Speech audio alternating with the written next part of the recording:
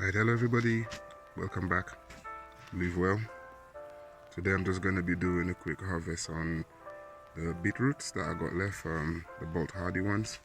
So I just thought I'd make a quick video showing them. So you can see, that's one of them here. I'm guaranteeing all of them will be that big.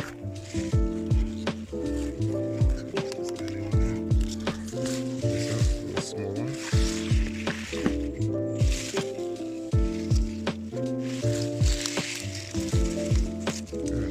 Size beetroots. Can't complain with these. Pick up the leaves. I'm just basically trying to clean up the bed, put some new compost on there as well. Alright, get it ready.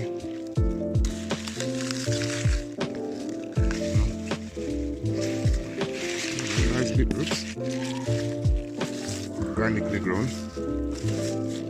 And it's not very hard to grow, guys, to be honest with you. Patience, put them down, a little bit of love, a little bit of patience, and yeah, you'll have beetroots in time.